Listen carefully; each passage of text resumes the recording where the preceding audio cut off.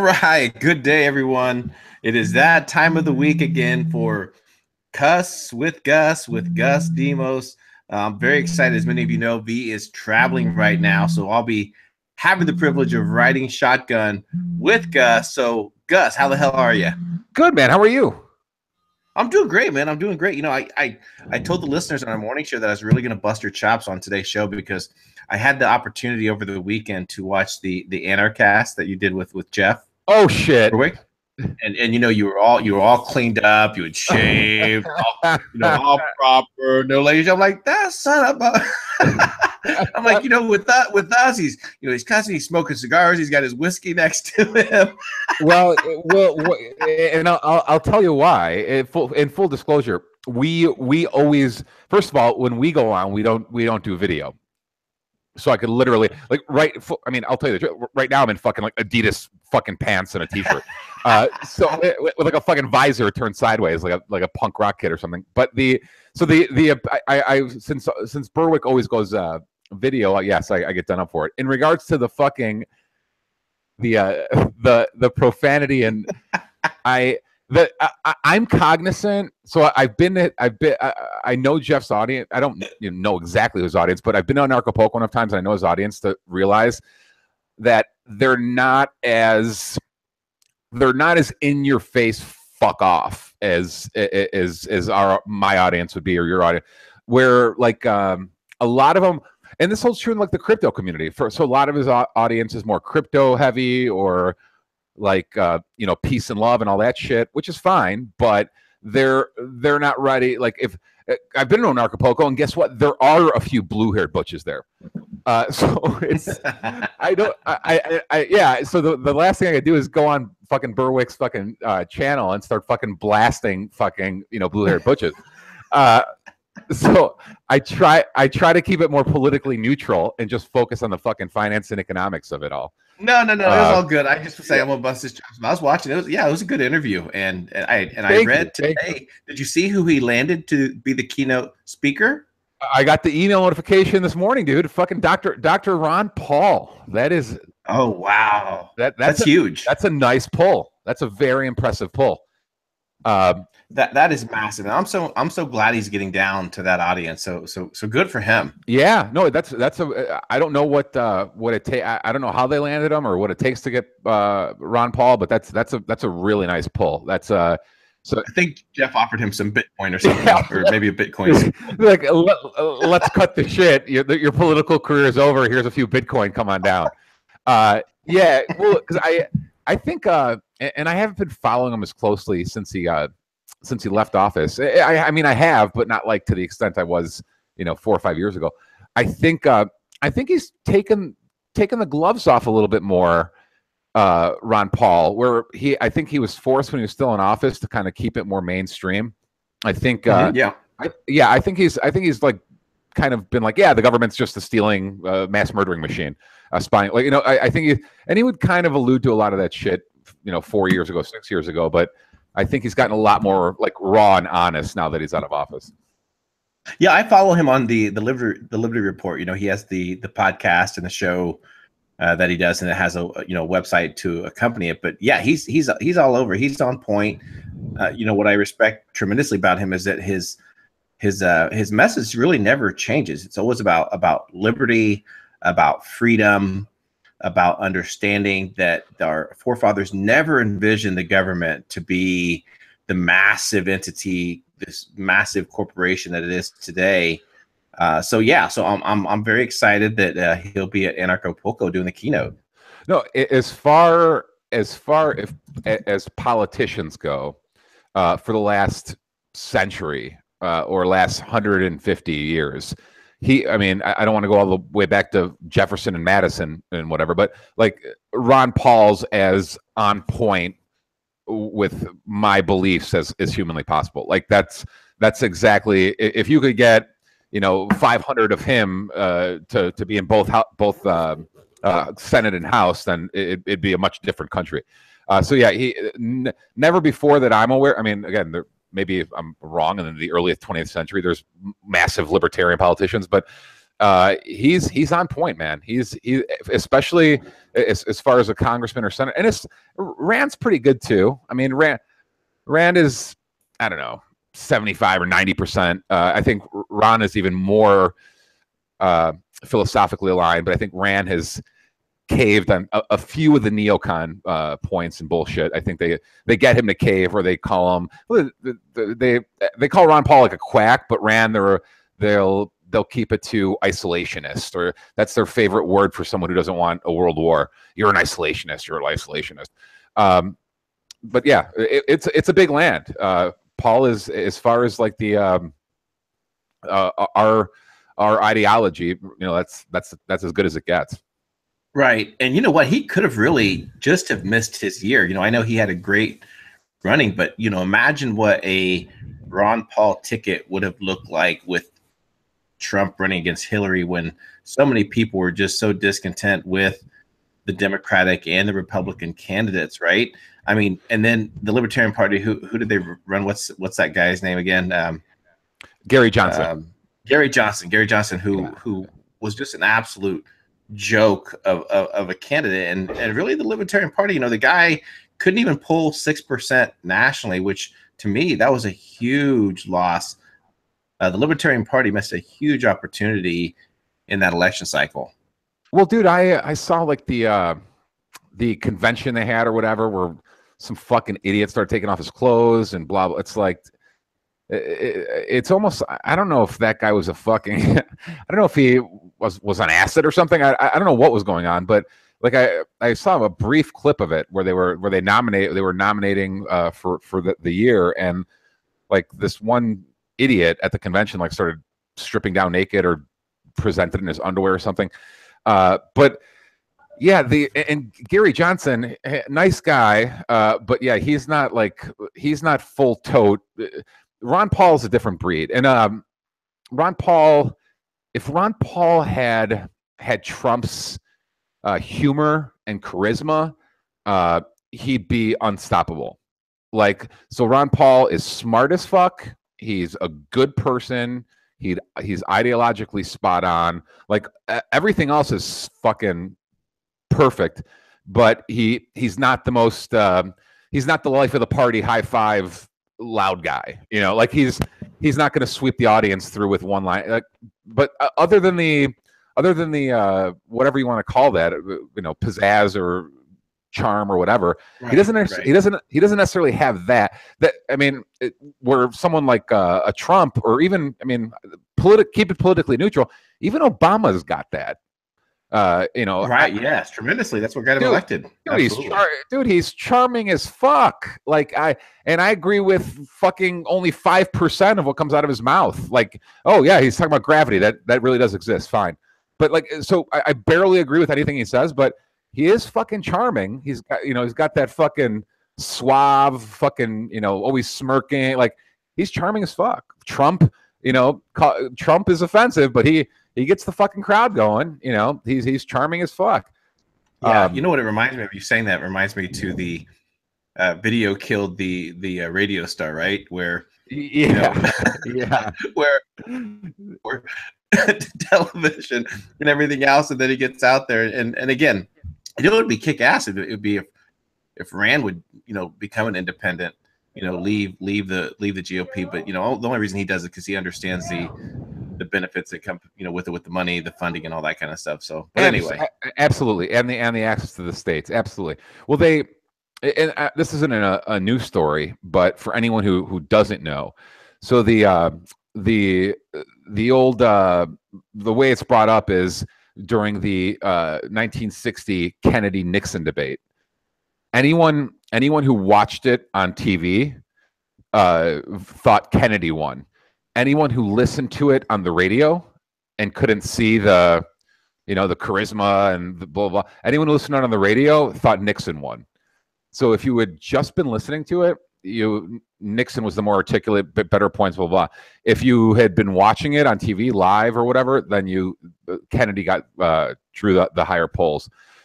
So yeah, I mean that shit matters. I mean, they used to say it about George Bush, who I think is a total fucking asshole, but they used to say, yeah, They say, oh, he's the kind of guy. I don't even know where that fucking stupid line came up. They came up with it, but they're like, oh, he's the kind of guy you want to grab a beer with. I'm like, what the fuck does that even mean? Like, no, actually, I don't. He's a fucking what? He wasn't, but he won because Gore and Kerry were so fucking awkward, and like just they were just, I don't know, creepy. Like they're nothing about them was. They're the exact opposite of charming, where Bush was more neutral. But if Bush would have faced off against like a Clinton or Obama or Trump, he would have got his ass kicked. Because Slick Willie he's a charming dude too. Yeah, total fucking rapist, total scumbag, criminal, the rest of it. But you're like, if you just met the fucking dude and you didn't know anything about him, you'd be like, this guy's a good. Let's go to the fucking bar and pick up some babes. Like he's a guy, like he's a fucking charming dude, until the fucking lights go off and he starts roofing women. But he's a fucking charming dude. It matters, dude. It matters. Personality is important, especially when you're in politics. You're selling fucking air or whatever. But yeah, dude, I've met him before. I've met Ron Paul a couple times, so I'll get to meet him, obviously, and I'm excited. The guy's brilliant, and I think he's a good person, and all the rest. Yeah, definitely. I would go just specifically just to hear him speak. In front of that audience, it's going to be amazing, and I'm glad that Burke was able to land him. So it's kind of, and also just to let you know that tomorrow, 2 p.m. Jeff will be with V and I on our weekly radio show. Nice, dude. Nice. Very nice. Yeah. So, you were with him just, not too long ago, and we always time it around Anarchapulco to almost use it to promote the event, because I believe it. And I think it probably, just the atmosphere is probably very dynamic. The most thought-provoking people who really, the culture around it, just to me, it would just be amazing. It is, and I don't even like I tell him every time I talk to him, and I tell him in interviews, but I even say it when he's not there. I'm not trying to tickle Berwick's balls or anything. It's really a fucking great time. Like, it's a great show. The quality of the speakers is great. The location is great. It's a great, and dude, it's cheap. It's cheap as fuck down there. It's still like Mexico prices. It's not like Cabo's been hijacked and Cancun has been hijacked and Puerto, but they haven't, like, Acapulco was the shit in the 50s and 60s. And it's kind of been forgotten about since then. So it's like on $100 a day, you could make it fucking rain. Like that's like steak, filet, fucking jet ski, blah, blah, blah. Like, so you're having a really good time. Dude, the hotels are like $50-$60 a night for a nice hotel. The flights are reasonable. It's a great time. And you're right. It's culturally, you get someone like Ron Paul, a lot of the last couple of years, the conference is so anti-government that you even get the minarchist not get booed down, but like debates arise between like total no government versus even just a police force, an army. Like that's how far it is to total liberty, total freedom. It's on that side of it. Right. So yeah, it's a very, I guess that's another very, the principle as far as there should never be any borders and things on, well, that's why I've kind of to more of like the minarch myself personally. That's why I've drifted over to more like the minarchism or just straight up libertarian, where, all right, fuck, you do need some. Well, the borders are a different argument, but you're right. Most people at that show would be no borders. And you hear this all the time, infighting amongst libertarians. Like, I thought we were no borders. Oh, it's huge. But they're more concerned about who's right versus who's wrong. That's all they get fixated on. Yeah, but again, so I would have been in the no borders camp 5-6 years ago too. But when you throw in entitlements and you throw in voting, that you could manipulate voting demographic based on, so that's where the split happens a lot amongst them. But for me, it was about police force and army too. Like you do need some sort of police force. You do need some sort of army. And if you don't, people are just going to start fucking robbing each other and killing each other. And theoretically, I mean, it's kind of like the show The Walking Dead. Like what'll happen is little fucking warlords will grow. So if there's no government, you're gonna have gangs form, and they're gonna overrun individuals like myself. Like 100 people will show up at my fucking front door trying to steal my gold. And I'm pretty good with an AR, but I don't know if I could get all 100 of them. To me, I've always argued a little bit too, Gus, and I think that there would have to be, somewhat of a transition period. If you think, as far as society, humanity, how much we've been conditioned to accept government in our lives, that the majority of people feel that there has to be that need. It would be a very hard transition, very disruptive to go clear from the status to the full anarchy, full ANCAP. There would be a vast society that would be absolutely clueless and lost. So to me, there needs to be a transition period. Dude, have you ever seen videos of what happens when like the EBT system goes down at a Walmart? Oh my gosh. Oh yeah. This country has so many people dependent on the government teat, that even when there's the most minuscule breakdown in operations or the functionality of that government teat, people instantly lose their fucking minds. So like if you want to get and you could see it with like the Black Friday shopping shit too. If you want to get a little peek into what like the ATMs not working would look like, we always wonder, like, what if there was a bank holiday in the US? The problem with the US is it's been so long since we went through like serious fucking pain, that you have generations and generations of like entitled, everyone thinks it's safe, like it's normal, we're totally good, no problem, society can never break down. That if you struck this country with a bank holiday or ATM shut down for a week or something like that, or gas, if we went empty on gas, something like that, it would be fucking the Wild West. And if you don't believe me, that's the macro. If you could take micro examples of it, that it's already happened. Like I said, the EBT Walmart thing or Black Friday shopping event.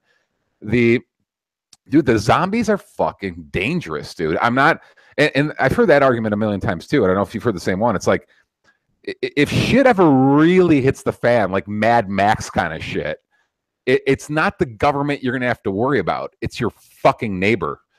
Like, bingo. Yeah, everyone's worried about the military tanks and this and that. Meanwhile, John and Jane Doe next door have zero food, zero water, zero wealth, everything's in digital, whatever. So it's like, if there's a breakdown, like, what you think they're just going to sit in their house dying peacefully? Like, no, they're gonna people are gonna fucking hit the streets to try to. Yeah, I mean, and the perfect example of that is whenever there's any of the, whether it's Ferguson or a natural catastrophe, where you see sometimes all the looting that happens, right? I mean, can you excuse me 1 second, CJ? Yeah, I just got to sign for a package. No, go for it. Hey, how are you? Firsthand, we witnessed that happen. In several incidents where there's looting, there's rioting, that people go in, and the entire collapse of society that potentially would happen. Just well, that dude, that's another great example. All the rioting and all the looting and all the rest of it, and it's shocking to me that like a lot of times when all that shit happens, like, and I think it happened during the LA riots. I could be wrong, but I think I read a story or saw something like the only areas that didn't get fucked with were like the Asian store owners that sat on the roofs with shotguns or something. Like, so like they basically like protected they're protecting their fucking property and their business. I mean, good for them.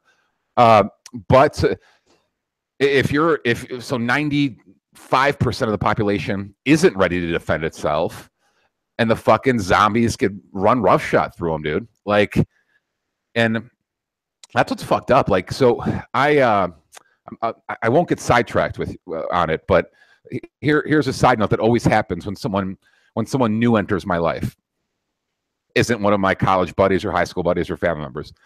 they'll come over for the first time or the first couple times. You know, it doesn't matter if it's a buddy or some girl I started dating or whatever. And sooner or later, they'll open up a drawer and they just find a gun in it. So long story short, I have a gun in every fucking room. And I have a kind of a rule, like I should be able to get to I should be able to get a pistol or a rifle within like 5 seconds, because you never know where you're going to be in your house if someone breaks in, kicks the door down, whatever. And I have the benefit of a bachelor, no kids running around, blah blah blah. I have that benefit. I can just leave guns laying wherever the fuck I want, which I do. But the first time someone in the normal world, like who's not part of our sector, like a girl, a young lady that did me the pleasure of accompanying me home a couple weeks ago, she literally, it was like going for a coffee cup, like the next morning, opened up the wrong fucking drawer, and there's my fucking 6 hour like fucking 226, and she's like, "What the fuck?" I'm like, "Oh yeah, that's like don't." That's every other room. That's every room. You can just ignore that. I'd literally known the girl for fucking 12 hours. I met her at the bar the night before, and like, so her first this clean cut, like, you know, nice guy, blah blah blah, and the next morning she's like pulling fucking pistols out of every fucking drawer. She's like, "What the fuck's going on here?" So yeah, dude, most people aren't as extreme as I am, obviously, but someone like her, for example, or many others, they have nothing. There's no fucking food in the shelves. You open up the fridge, there's like nothing in there. There's no guns, and a lot of preppers take it to the extreme where they could live off grid for like a year or two. But a lot of these people have nothing. Natural disaster, riot, looting, zombie apocalypse, whatever the fuck it is. It's like a very small, I don't know what the percentage is, but I would guess it's like less than 5% of the population is ready for something like to build equipped to handle something like that. Well, you know what it sounds like to me, Gus. It sounds like to me that you just need to meet your true significant other, like at a NRA after party or something. Dude, you fucking joke about it, bro. But a lot of my buddies, like, will send me pictures of like the only like girl pictures they send me or women pictures they send me is like some chick shooting a rifle. Exactly. Yeah, I'm the same way. Yeah, found your wife, bro. Here you go. Yeah, it's, dude. I know most people out there have, you know, wives and kids and stuff, so it's hard to do that kind of shit. But I mean, most people have their guns in a safe or locked down and whatever. And I mean, I get it. But if you didn't have kids running around and shit, and you know, or anyone living with you, if you're just living alone, then you could. I think it just makes sense to have a piece like where I could get to it real fast if I need it. Well, I think if people are going to go into house and they experience that, right, with, you know, guns and everything else, I think that the same should apply, Gus, that when I go to a movie theater, I shouldn't have to be conditioned to so much, you know, propaganda, the brainwashing. Right. I want to go see a movie for the entertainment. Okay, dude, are you leading me in right now to what almost ruined my holidays? Yeah, because I observed the same thing. I took, you know, my kids and just the amount of overtones in the Star Wars movie was just off the charts. All right, so I'll give the disclaimer in advance, because most people do that, don't they? Like, spoilers coming, spoilers coming, spoilers coming. Yes, if you have not seen the Star Wars, the Last Jedi, you may want to leave the room. All right. Yes. Well, I'll even rephrase that. If you haven't seen The Last Jedi, you don't ever want to see it. Dude, I will go this far. This is to the first of all, we just talked about this last week. I was going to say I am. I'm not. I was, up until a couple days ago, a total fucking Star Wars geek. Grew up on it. The first one came out the same year I was born. Like, total fun. As many of us were growing up. We have who are many of us who are 40 years old or late 30s or early 40s, whatever. You only have like 3 TV channels. There was no fucking XPod. There was nothing, right? There was no internet. So the total Star Wars geek growing up, what they did, literally, it wasn't the worst Star Wars I've ever seen. It was the worst movie I've ever seen. It was so, dude. It was honestly, CJ, it was a combination of like painful and awkward. Have you ever been in a room like with a group of people and like someone tells a really bad joke and like you feel bad for them? Like it was like awkward. Like, you're like, ouch, God, I'd hate to be him right now. Like that's how bad it is. It is. They have politicized. It's a feminist. It's the biggest feminist propaganda piece. It's literally Spice Girls with lightsabers. It's so fucking bad. It's terribly fucking acted. And there have been so many guys in our space already review the movie, so you could check out their shit too. One of them was like trending. I think Sargon of Akkad's video on it was trending yesterday or 2 days ago. They literally, every man in it, every man is either weak, retarded, emotionally unstable, evil, cunning. Like, dude, they even cut the black guy's balls off. Like they wouldn't even let the fucking black guy keep his balls.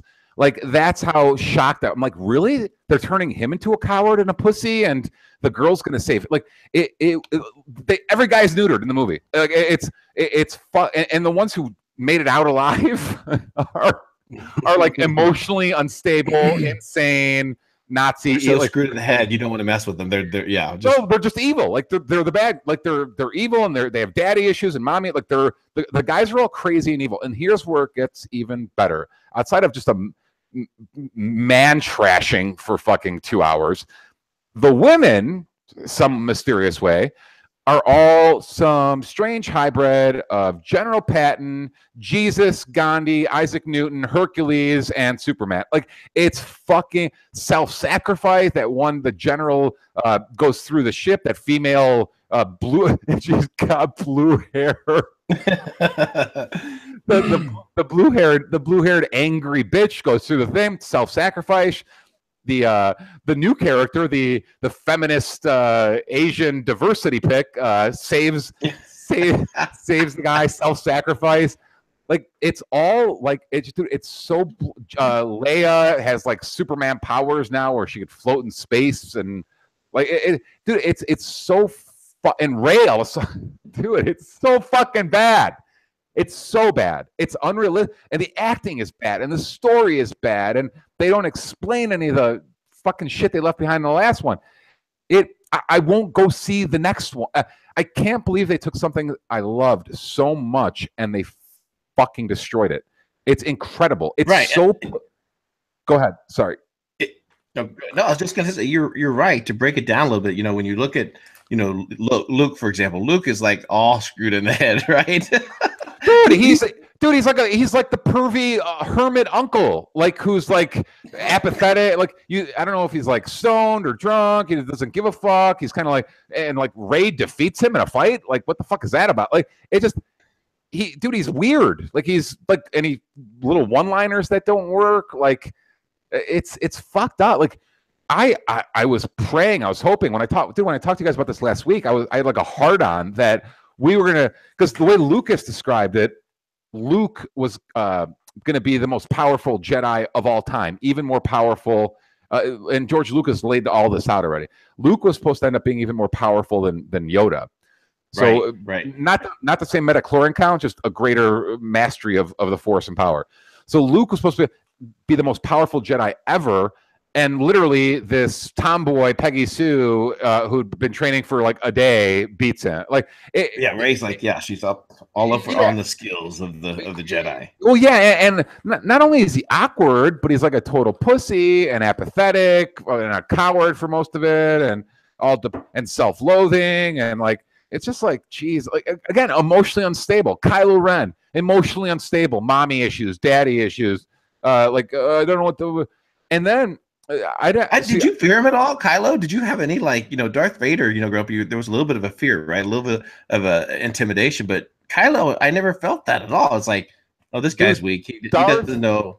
Dude, Darth Vader is so fucking awesome that Rogue One literally sucked dick for 2 straight hours, but it was totally redeemed by a 2-minute Vader clip in a hallway of him just butchering people. That's the greatest Vader scene ever made. Like Vader in Rogue One in that hallway scene is like, it's just pure brilliant. It's fucking awesome. But I mean, again, that movie was total feminist social justice warrior propaganda too. But at least, yes, we got the nostalgia of Vader, and we got to see Vader kick ass. They not only do they pump total feminist, like it's so feminist, it's like painfully feminist. But not only do they pump that, but Sargon of Akkad pointed this out, and I didn't think about it until after. A lot of it was a common theme in the movie, be it from Kylo or from Luke or from Yoda, is throw out the old, throw out the ancient texts, wipe out our history. History doesn't matter. Your tradition doesn't matter. It was all about literally kind of like what we're going through now, like tear down the past, wipe it out. Like we need a fresh feminist social justice warrior feud. That was a backstory that after I saw his video review on it, it all started to make sense. I'm like, fuck, he does have a great point. Because I was more just vomiting in my fucking mouth about all the feminism in it. But a lot of it is just totally about like bringing down the past. We have to eliminate the past. We can't, the ancients are, everything's like, so it's all about out with the old, in with the new, and, destroying the old. And it's so fucking bad. And it's so. Yeah, even with some of the decisions, like the decisions that the men made in the movie, how the movie just so blatantly put it out there that no, that's the wrong choice as a male, that's your first instinct is aggression, way too much aggression. But and the part, what was the guy's name? Was it the homosexual Han Solo replacement with really bad lines? That guy is fucking awful. He's first of all, they make him ragingly gay and ragingly. The lines are delivered so cheesy, like "We are the light that," like, dude, shut the fuck up, dude. Your mom and aunt are yelling at you again. Shut the fuck up. Like even when he's trying to deliver the shitty fucking lines, you have the two matriarchal women. Every boss in La Resistance is a fucking woman. Every power position is woman. Even the black guy gets put in his place by the fucking Asian chick. So the fucking they wouldn't, like I said, they neutered the black guy. Like, so this new Asian female character comes along who we've never heard of before out of fucking nowhere, and she grabs the black guy by the balls, and he has to follow her around for like an hour. It was literally, and she saves his life, and she saves his life because that's what I mean. Yeah, she's the hero. Poor decision. Yeah. She's the smart one. She's the good driver. She's this. She's that. It's like you literally. It's like going. You'd think you were on Berkeley college campus. Like that's what the movie felt like, a fucking campus visit for 2 hours. It was fucking incredible. Dude, I worshipped that fucking franchise, and I as much as I know it's all fictional and fantasy, and it had such a nostalgia grip on me that my friends would all like make fun of me because I'm not like the guy who sits around his underwear on the internet jerking off at 4 a.m, but like they're like, Star Wars really has you by the balls. Like that's where you run towards the fucking, that's where you show your geeky colors. And I'm like, yeah, I mean, I got to admit it does. It totally has me by the balls. Until this week, and now I loathe it. Like I won't ever go see another one again. To me, it was like false advertisement, right? So if it when you go to see Wonder Woman, you expect to see Gal Gadot, a strong female, doing all this damage and everything. Star Wars was just mislabeled. It should have been Wonder Woman ×3 or something like that. Spice World, dude. Spice World. There we go. Dude, well, you're right, because I mean, it kind of ties into what I was saying. It's like we were and I don't know if you expect the same thing, but I was expecting Luke to just start ripping people new assholes. Like, the reason I went was because Luke had been off screen for so long. It was supposed to become the most powerful Jedi ever, blah, blah, blah. So I thought we were really going to see some, Luke fuck you action scenes, fucking slinging light. Right. None of that. Nothing. None of that. Like, it was a 2-minute fight, not even a 1.5-minute fight with Kylo, but it was really a hologram. And it was a hologram. Yeah. It was, and then he farts at the end and turns to dust. I mean, dude, it's so bad. It is so dude. It turns out Harrison Ford's the smartest motherfucker, demanding to be killed off. Like, it's so bad. Again, man, I don't know. Do they really think people are going to buy this? I mean, have you noticed CJ, no bullshit. It literally almost ruined my holiday because it disturbed me for like 48 hours after seeing it. I'm like, did that really? Oh, wow. Well, dude, I'm telling you, I am a fucking nerd with that fucking franchise. Okay. And so I started, I kept going to the reviews. I'm like, did I see something wrong? Am I hungover? Like, what the fuck just happened? Like, it kind of felt like I got raped or something. Like, it was just fucking weird. So then you see the most incredible thing. You see the incredible discrepancy between the critic reviews and the user reviews. So as it turns out, I'm not crazy at all, and most people think it sucks. And the only people who are giving it awesome reviews and whatever are the fucking critic shills, whatever, who get paid by Disney and the rest to give it reviews. So yeah, I thank God, because I would have, either lost faith in myself or humanity if I was seeing something wrong. But dude, it's fucking bad.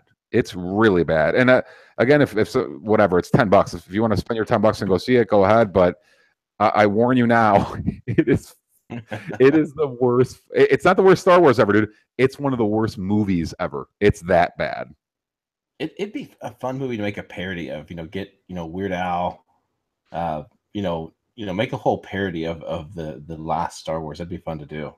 I think if me and you just mentioned it during an interview, I would think someone's already all over it because the movie's that fucking bad, dude. I don't know how they. I mean, I don't know how they're gonna be able to try to ram this down the culture. I mean, I get it. I mean, we know what they've been trying to do. We know. Across the board, from the music to the TV shows to the movies to, I know the liberal plan, we talk about it every week and we have been for a while, but you can't take something so beloved and that's been around for that long and just try to politicize it and rehash it. It's like, oh, dude, during the show, I saw like the Ocean's 8, even Ocean's 11. They just made a girl version of Ocean's 11 too. I saw that. Yeah. Ocean's 8. It's like steroids right now. Dude, it's incredible, dude. They won't fucking stop. Like, they're trying just to flip everything. Like, they literally want like this feminist matriarch fucking society. It's so strange to me. Just because it feels forced. Like it doesn't. It's not natural at all. So much of it just. Girls kick butt, and we're the level-headed ones, and we're the wise ones and strong ones and fire ones. It's like, oh god, here we fucking go. And men are aggressive. They make poor decisions, and they don't know what the heck they're doing, and they're crazed. Dude, it's all they really go out of their way to demonize that toxic masculinity, like really out of their way. And again, I think the days of seeing like a Clint Eastwood or John Wayne type character, like, I think those days are fucking dead.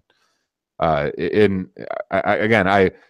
hope I'm fucking wrong, but I don't, at this point, after seeing that, I almost think they don't give a fuck about profit anymore. Like, do they really think 50% or 40 to 60% of the demographics going to be like, yeah, let's raise our sons to be fucking total, pansies, and let's get our, I'll get my son because here, dude, I have news, and I'll get my daughter to join Fight Club. Like I have news for the liberals out there that do have sons, because when you try to pussify him up like too much and make them a shadow of your liberal self, what's gonna happen is some evil liberal feminist skank's gonna come along and totally pussy whip them, and she's gonna get rid of you anyway.